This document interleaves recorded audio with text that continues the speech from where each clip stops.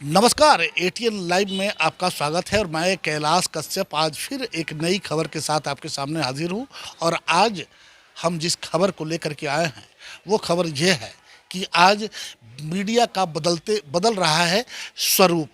जैसे जैसे हम 21वीं सदी को अब पार कर रहे हैं, मीडिया का स्वरूप आ रहा है सामने, वो बड़ा ही एक अलग तरह का दिखाई दे रहा है। और ये कहीं से भी जिसे मीडिया को कहा जाता है कि हमारे भारत में कि भारत की मीडिया लोकतंत्र का चौथा स्तंभ है और ये समाज का आईना है। समाज में अच्छे बुरे जो भी कार्य हैं मीडिया के माध्यम से ही दिखाई जाते हैं। लेकिन आज मीडिया का जिस तरीके से क्रियाकलाप सामने आ रहा है उससे कहीं ना कहीं आम जनता में मीडिया के प्रति लोगों का विश्वास कम होता जा रहा है।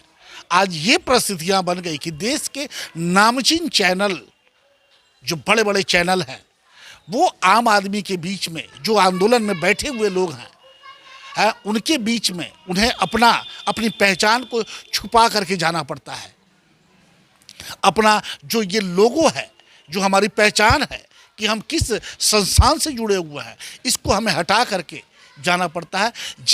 आखिर ये परिस्थिति कैसे आ गई, ऐसे बहुत से सवाल हैं जिसको लेकर के हम अभी हमारे जो विद्वान अधिवक्ता हैं और साथ में आपको बता दूं कि ये एक पत्रकार भी हैं, इनसे हम बातचीत करेंगे कि जो मीडिया का एक नया चेहरा जो सामने आ रहा है, कोई इसे गोदी मीडिया कह रहा है, कोई मोदी मीडिया कह रहा है, कोई कुछ कह रहा है। हम इस पे बातचीत करेंगे कि आखिर ये मीडिया का जो लोकतंत्र का चौथा स्तंभ है, इसका रूप इस तरह से क्यों बदल रहा है।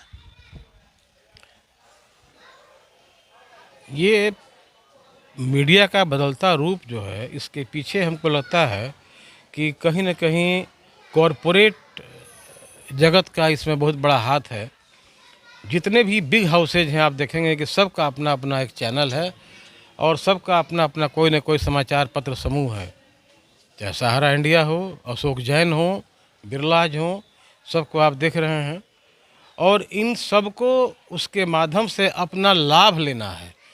मेरी समझ में जो बातें आ रही हैं, आप चैनल खोल के देख लीजिए, लगता है कि कोई चैनल ऐसा है जो सरकार का स्पोक्स पर्सन बन जा रहा है, प्रवक्ता बन जा रहा है। प्रवक्ता उस तरह के सवाल नहीं पूछ पाते हैं जो एंकर पूछ देता है। जी जी जी।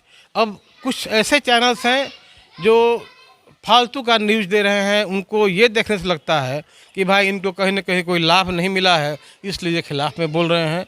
रिलायबिलिटी जो है, विश्वसनीयता जो है, वो खोता जा रहा है। चैनल्स हों या न्यूज़ पत्र हों, आप देखेंगे एक सर्वे आया था बीच में कि बहुत लोगों ने दूरदर्शन देखना शुरू कर दिया है। हालांकि प्रेजेंटेशन बहुत ही ख़राब है, जो न्यूज़ का जो कैटेगरी होना चाहिए, जो क्वालिटी होनी चाहिए, वो सही नहीं है। लोग ऊब रहे हैं। क्यों ऊब रहे हैं? लेकिन राजू जी, हमारा देश जो है आज़ादी के बाद से ऐसा नहीं है कि टेलीविज़न की शुरुआत बहुत पहले से हुई है और उस समय भी रेडियो से समाचार मिलते थे और अखबारों का एक अलग महत्व होता था। लेकिन जो गरिमा उस समय होती थी, ये विगत कुछ सालों में जो राजनीति का शिकार हुआ ये मीडिया, हम तो यही कहेंगे कि हमारी मीडिया जो है वो राजनीति का शिकार हो गई है। क्या हमें इस चक्कर से हमें मतलब कि पूरे मीडिया हाउस को निकलना चाहिए, या जिस तरह से अभी एक मतलब कि क्या कहते हैं उसको, कि अगर एक पक्षीय खबर दिखा करके क्या हम ये देश हित में ये काम कर रहे हैं या देश के खिलाफ काम कर रहे हैं? देखिए, ऐसा है कि आप मीडिया से जुड़े हुए हैं, बहुत दिनों से जुड़े हुए हैं। मीडिया का कर्तव्य ये बनता है कि जो बातें जैसी हैं उसको उसी तरह से प्रस्तुत किया जाए, सामने रखा जाए। उस पर डिसीजन देना मीडिया का काम नहीं है, उस पर टीका टिप्पणी करना मीडिया का काम नहीं। लेकिन तब ये भी हो जाता है कि अगर हम किसी राजनेता के खिलाफ, जिसके खिलाफ कई मामले दर्ज होने के बाद भी वो एक समाज का बड़ा नेता है, और कोई घोटाला हुआ है, उस घोटाला को खबर को प्राथमिकता से हम अपने अखबार में या टीवी चैनलों पे चलाते हैं, तो कल नेताजी बुरा मान जाते हैं कि आपने ऐसा क्यों किया भाई। वहीं वहीं पर आ रहे हैं। तो होता क्या है कि अब इन चीज़ों को प्रिंसिपल के अनुसार जो सिद्धांत है जर्नलिज्म का कि आप उसी तरह से उसको परोस दीजिए। लेकिन अब आ गया पेड मीडिया, पेड न्यूज। अब स्थितियाँ ये हो गई कि ये बहुत ही हायर स्केल पर ये चला गया है। आप देखते हो कि बहुत ऐसे नए नए पत्रकार हैं जो कल परसों तक कैमरामैन हुआ करते थे, कुछ और हुआ करते थे। आज उनकी संपत्ति का आकलन आ रहा है कि 1000 करोड़ में है, ये 2000 करोड़ में है। आखिर ये क्वांटम जंप उनका हुआ कैसे?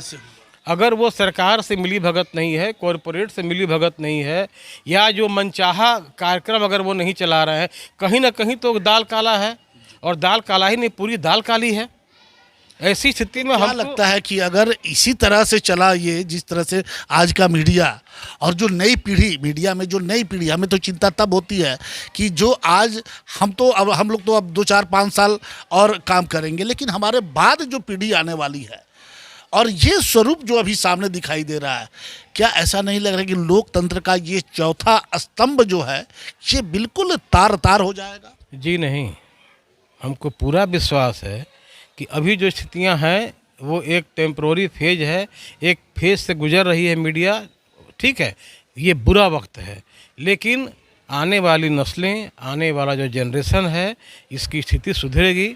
लोगों का विश्वास आज भी मीडिया पर ही है और लोग अच्छी तरह से आकलन कर रहे हैं कि कौन गोदी मीडिया है, कौन मोदी मीडिया है, कौन कांग्रेस मीडिया है। इसका लोग आकलन कर रहे हैं। इसमें बहुत इसमें हम लोग को अपना दिमाग लगाने की ना बिल्कुल, अगर ना ये दिमाग लगाने की गुंजाइश है। दिमाग लगाने की बात इसलिए होती है कि हम भी एक पत्रकार हैं। आज ये दुर्गति हो गई है कि अगर कोई आंदोलन होता है तो हमें अपनी पहचान छुपा करके वहाँ जाना पड़ता है। तो ये एक बहुत बड़ी, ऐसा हमने नहीं देखा था पहले।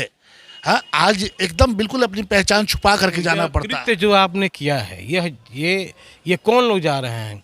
जो लोग, जिन लोगों ने वैसा कृत्य किया है, जिन लोगों ने वैसा कुकर्म किया है, जो आज अपनी पहचान छुपाने पर मजबूर है, लोगों ले जाने पर मजबूर है, उन्हीं लोगों को हम ये कहना चाहेंगे कि आपने जहाँ तक बिगाड़ा, अब इससे नीचे नहीं जा सकता है। तो कल कल क्या होगा? कल अगर मान लीजिए कि सत्ता, आज जिस सत्ता के इशारे पे आप इस तरह के काम कर रहे हैं, हालांकि हमें याद है कि स्वर्गीय वाजपेयी जी, अटल बिहारी वाजपेयी, जो पांचजन्य के कवि संपादक हुआ करते थे, और उन्होंने एक बड़ा अच्छा, उनका एक लेख है कि हमेशा मीडिया को, उनका कहना था कि हमेशा मीडिया को विपक्ष की भूमिका में होना चाहिए। अगर मीडिया सत्ता पक्ष के साथ उठना बैठना शुरू कर देगा तो फिर वो लोकतंत्र का चौथा स्तंभ नहीं, वो फिर वो दलाल की श्रेणी में चला जाएगा। तो आज जिस तरह की पत्रकारिता हो रही है, जिस तरह से अपनी पहचान को भी हम मिटाने पे तुले हुए हैं, कल क्या होगा? कल अगर ये सत्ता बदलती है तो ऐसे लोग कहाँ जाएंगे? ये ऐसे लोग, अभी आपने वाजपेयी जी का नाम लिया कि दलाल की श्रेणी में लोग गिने जाएंगे, लोग गिने जा रहे हैं, लोग गिने जा रहे हैं। उसमें कोई बहुत आश्चर्य की बात नहीं है। लेकिन एक आशावान होने के, मुझे एक आशावान व्यक्ति हूँ, मुझे यह विश्वास है कि बदलाव आएगा और गुणात्मक बदलाव आएगा। और जो लोग इस तरह के कृत्य में हैं वे हाशिए में चढ़ जाएंगे, पर्दे के पीछे चढ़ जाएंगे, क्योंकि जनता अब रियलिटी खोजती है, वास्तविकता खोजती है। और परखने की औकात जितनी जनता में है उतना किसी में नहीं है, उतना किसी में भी नहीं है। और नए लोग आ रहे हैं, नए लड़के आ रहे हैं, पुराने लोग भी हैं, जिन लोगों ने इसको अभी तक जिंदा भी रखा है। जिंदा है, मीडिया जिंदा है, ठीक है, इससे हम एग्री करते हैं कि स्थिति बड़ी बुरी हो गई है, जिसमें आप और हम आगे बढ़ें और इसको जितना हम लोग सुधारने में अपनी ऊर्जा लगा सकते हैं, आज उसकी आवश्यकता है। चलिए, आपने देखा कि राजीव रंजन से हमारी बातचीत हुई। एक मीडिया कर्मी ये भी हैं, एडवोकेट भी हैं, और जिस तरह से कहा जाता है कि डूबते को तिनके का सहारा, आज जो परिस्थितियां सामने आ रही हैं, जिस तरह के विचार सामने आ रहे हैं पत्रकारिता के, और जो रूप सामने आ रहा है, वो वाकई कहीं ना कहीं चिंता का विषय है। और आने वाले समय में इसे रोकना होगा, तब जा करके कहीं ना कहीं हम इस लोकतंत्र के चौथे स्तंभ को, उसकी गरिमा को हम बचा पाएंगे। मैं नहीं, मेरा काम बोलता है। Commerce by Vishal sir. 12th का new batch start and BCom का न्यू बैच स्टार्ट। जो स्टूडेंट 11th नहीं पढ़े हैं या कमजोर है तो उन्हें कॉमर्स के बेसिक पढ़ाकर 12th का सिलेबस स्टार्ट किया जाएगा। यहाँ पर accountancy, economics, business studies, EPS चारों विषय की समय से सिलेबस पूरी कराई जाएगी। सिवान की एकमात्र ऐसी संस्था जहां lesson by lesson objective notes दिया जाएगा। वीकली टेस्ट की है व्यवस्था। एक लेसन के पूरा होने पर टेस्ट की है व्यवस्था। संडे को एक्स्ट्रा क्लासेज, कमजोर स्टूडेंट के लिए स्पेशल क्लासेस की व्यवस्था। पता रामराज्य मोड़, हनुमान चाय दुकान के पास, सिवान। Mobile number 9708941038। अगर आप चाहते हैं अपने बच्चों का सर्वांगीण विकास तो उनका नामांकन कराइए सूफिया पब्लिक स्कूल में, affiliated to CBSE New Delhi. 10+2 तक कम खर्च में वर्ल्ड क्लास एजुकेशन। अधिक जानकारी के लिए कॉल करें 9155994499। इसमें नामांकन जारी है। Sufia public school, SKG sugar mill bypass road, Siwan. Admission free for girls. हम संवारेंगे आपके बच्चों का भविष्य। हम हैं Sufia public school, SKG sugar mill bypass road, Siwan.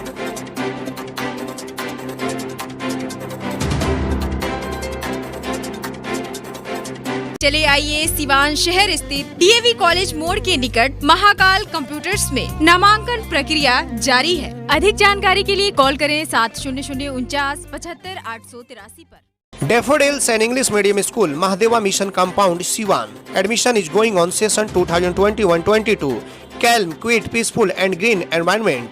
Loving, caring and skilled teachers and staff. Audio and visual methods of teaching. Safe and sound surrounding. CCTV surveillance. 5-day week computer of classes.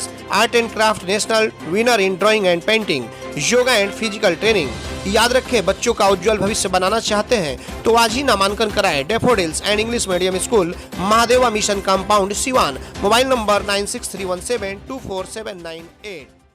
Emmanuel Mission High School, contact number 7070640653 and 7717786686, and Emmanuel Convent School, contact number 8909836936 and 9934407656. The trusted name for quality education since 1986. Admission open up to standard 8. 50% off on admission till 31st March. Hurry up! Emmanuel Mission High School and Emmanuel Convent School, Siwan. आभूषण की दुनिया में एक विश्वसनीय नाम, new भारतीय अलंकार jewellers. Hallmark जेवर के विक्रेता, सुनार टोली चौक, शांति वट वृक्ष के ठीक सामने, सिवान। हमारे यहाँ आकर्षक एवं शुद्ध हॉलमार्क जेवरों की उचित मूल्य पर खरीदारी करें। व्यवहार व विश्वास हमारी पहचान। न्यू भारतीय अलंकार ज्वेलर्स, सुनार टोली चौक, शांति वट वृक्ष के सामने, सिवान। Mobile number 9631402553।